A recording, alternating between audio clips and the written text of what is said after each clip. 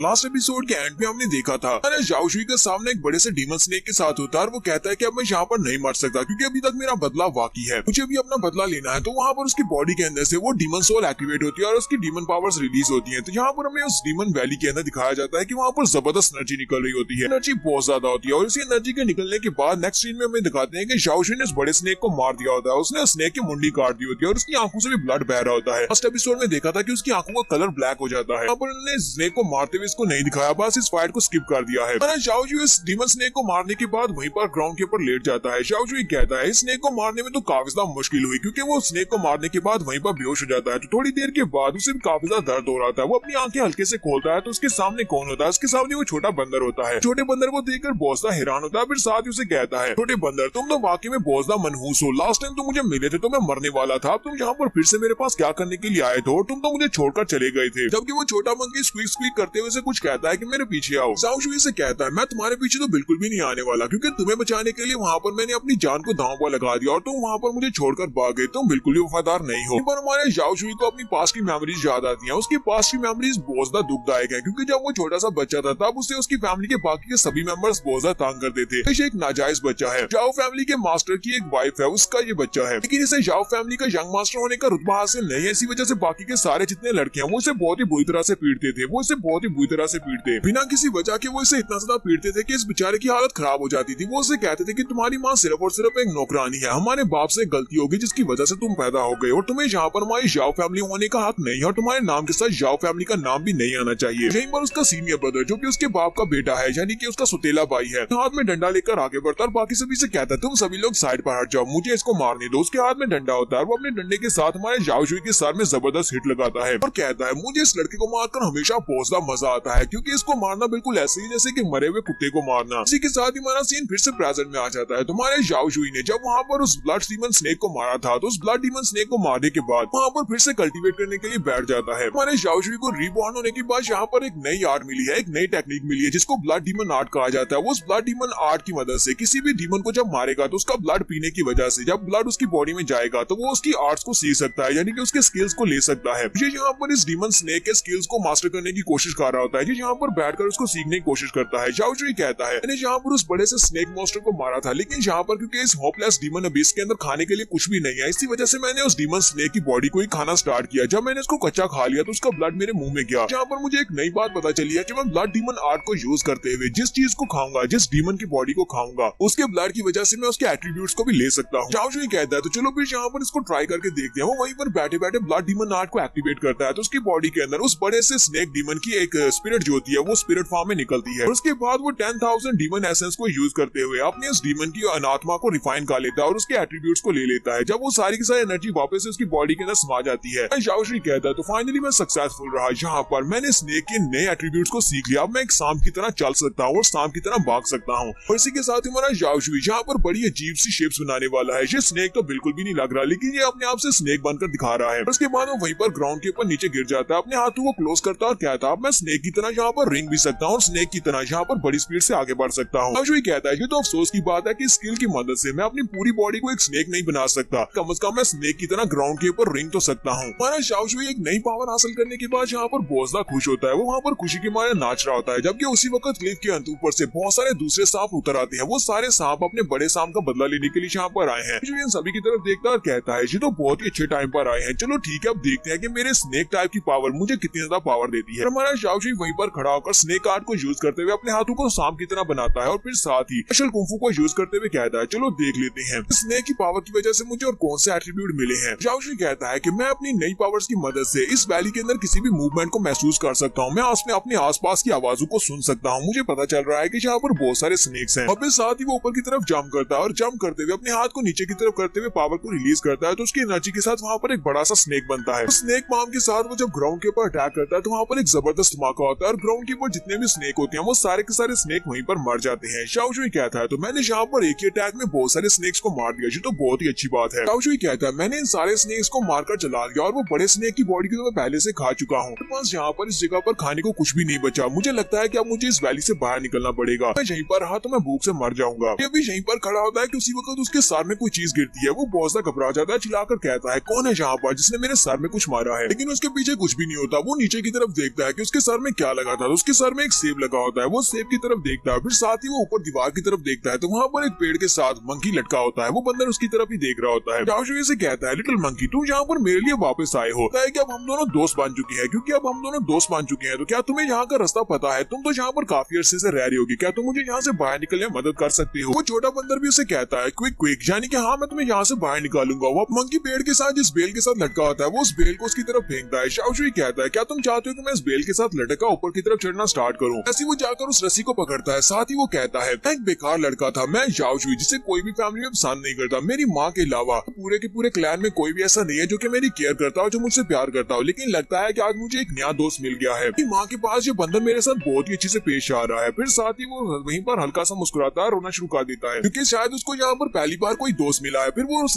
Bell के सहारे से ऊपर की तरफ चढ़ना स्टार्ट करता है। वो उस बेल को पकड़कर दीवार के ऊपर की तरफ चढ़ रहा होता है। वो क्लिफ के ऊपर चढ़ रहा होता है। झाओशुई कहता है कि मुझे यहाँ पर अपनी माँ के लिए जिंदा रहना है, मुझे यहाँ पर अपनी ऑनर के लिए जिंदा रहना है और अपने बदले के लिए जिंदा रहना है, तो मुझे इस बेल के ऊपर चढ़ना पड़ेगा। साथ ही वो स्नेक फॉर्म को यूज करते हुए बड़ी स्पीड से सांप की तरह बल खाता हुआ ऊपर की तरफ चढ़ना स्टार्ट करता है। मुझे देखकर काफी हैरान होता है कि इसकी स्पीड पहले से बढ़ कैसे गई है। झाओशुई जल्दी से जंप करते हुए क्लिफ के पत्थरों के साथ लिपट जाता है। वो मंकी उसे स्क्वीज स्क्वीज करते हुए कुछ कहता है, फिर से उसके सामने बेल लटकाता है कि तुम्हें इस तरह से जंप करते हुए ऊपर आने की जरूरत नहीं है, बल्कि आराम से इस बेल के सहारे ऊपर आओ। झाओशुई छोटे मंकी से कहता है, तुम्हें बिल्कुल भी डरने की जरूरत नहीं है, मैं कोई सांप नहीं हूँ। तुम्हें मैं कोई इच्छाधारी सांप लगता हूँ जो कि इंसानी फॉर्म में यहाँ पर हूँ। जहाँ पर सिर्फ और सिर्फ उस डीमन स्नेक को मारने के बाद उसके एट्रीब्यूट्स को ले लिया है। मैंने यहाँ पर कुछ नई मार्शल आर्ट्स को कल्टीवेट किया है जो कि स्नेक टाइप की है। साथ ही माना झाओशुई से कहता है, लिटिल मंकी तुम मेरे साथ बहुत ही अच्छे से पेश आ रहे हो, क्यों ना मैं आज की बात तुम्हें अपना लिटिल ब्रदर कहा करूँ। इससे कोई मसला तो नहीं है। आज से पहले ना तो मेरा कोई दोस्त था ना ही मेरा कोई छोटा भाई है, तो क्यों ना मैं यहाँ पर तुम्हें अपना लिटिल ब्रदर कहूँ। तो ठीक है, आज के बाद मैं तुम्हें अपना लिटिल ब्रदर ही कहूंगा। मंकी उसकी बात सुनने के बाद तेजी से ऊपर की तरफ चढ़ना स्टार्ट करता है। हमारा झाओशुई भी कहता है, लिटिल ब्रदर जरा आहिस्ता चलो, मैं भी आ रहा हूँ। और वो उसके पीछे पीछे ऊपर की तरफ चढ़ना स्टार्ट करता है। हमारे झाओशुई का छोटा भाई बड़ी स्पीड से ऊपर चला जाता है। वो ऊपर एक क्लिफ के ऊपर जाकर खड़ा हो जाता है। तो झाओशुई भी रस्सी को पकड़कर ऊपर की तरफ चढ़ते हुए उस क्लिफ के पास पहुंच जाता है। वहाँ पर ऊपर एक केव होती है। झाओशुई जैसे वहाँ पर करीब पहुंचता है तो छोटा मंकी भी उसकी रस्सी को खींच रहा होता है ताकि वो जल्दी से ऊपर ले आए। वो उसे खींच कर ऊपर ले आता है और हमारा झाओशुई फाइनली उस क्लिफ के ऊपर पहुंच जाता है और उसे कहता है, बहुत बहुत शुक्रिया, तुमने यहाँ पर फिर से मेरी जान बचा ली। फिर झाओशुई उठकर खड़ा हो जाता है और उसे कहता है, तुम मुझे यहाँ पर क्यों लेकर आए हो? क्या तुम मुझे ये वाली जगह दिखाना चाहते थे? ये तो एक केव है, लेकिन हम लोग यहाँ पर केव में क्यों जाना चाहते हैं? यहाँ पर कुछ ज्यादा स्पेशल है। तो वो दोनों उस केव के अंदर एंटर होते हैं। जैसे वो उस केव के अंदर एंटर होते हैं वहाँ पर सामने पानी होता है। झाओशुई कहता है कि तुम अक्सर यहाँ पर खेलने के लिए आते होगे या फिर यहाँ पर पानी पीने के लिए आते होगे, तो कितने दिनों से पानी नहीं पिया। वो जल्दी से भागता हुआ जाता है, जाकर वहाँ से पानी पीना स्टार्ट करता है और उस पानी को पीकर वो बहुत ज्यादा खुश हो जाता है और कहता है, ये पानी तो बहुत ज्यादा अच्छा है, इसके अंदर से तो बहुत ही अच्छी स्मेल आ रही है और साथ ही ये काफी मीठा भी लग रहा है। साथ ही हमारे झाओशुई को वहीं पर केव की दीवार में कुछ लकड़ी का वेपन पड़ा हुआ दिखाई देता है। वो कहता है, वो क्या है? और वो जल्दी से आगे बढ़ता है और जंप करते हुए उस लकड़ी की वेपन को हाथ डालता है और उसको खींचकर बाहर निकलता है। तो उस वेपन को लेकर बाहर की तरफ जंप करता है तो वो पानी के ऊपर आकर गिरता है, लेकिन पानी के अंदर डूबता नहीं है और उस वेपन के अंदर से काफी सारी एनर्जी निकलती है। झाओशुई उसे देखकर बहुत ज्यादा खुश हो जाता है और कहता है,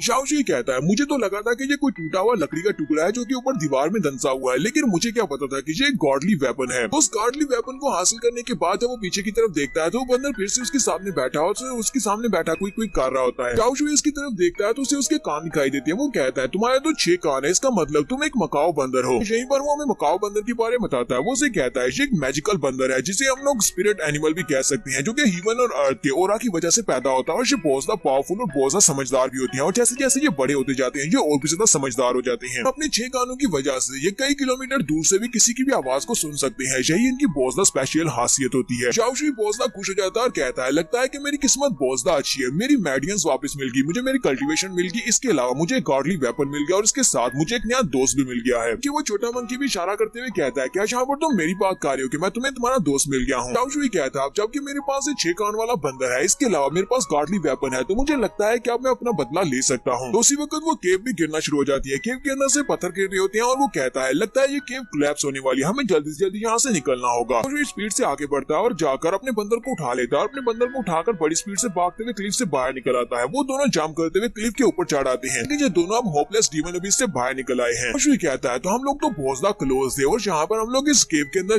दबकर मरने वाले थे, लेकिन चलो अब हम लोग बाहर आ चुके हैं। झाओशुई कहता है, तो हम लोग अब बाहर आ चुके हैं, तो अब आगे का प्लान क्या है? वो अपने छोटे बंदर से कहता है, लिटिल ब्रदर क्यों ना हम लोग अपने घर चलते हैं। छोटा बंदर भी उसे कहता है, क्विक क्विक, हाँ चलो अपने घर चलते हैं। और सही पर हमारा झाओशुई अपने घर की तरफ भी दिखाता है कि उसका घर एक पैलेस होता है, क्योंकि ये दामाद है लॉन्ग फैमिली का और लॉन्ग फैमिली काफी पावरफुल फैमिली है। झाओशुई यहाँ से सीधा अपनी लॉन्ग फैमिली में वापस जाएगा जहाँ पर उसकी वाइफ उसका इंतजार कर रही है। इन रास्ते में उसके लिए काफी ज्यादा मुश्किल होने वाली है जो कि हम लोग नेक्स्ट एपिसोड में देखेंगे।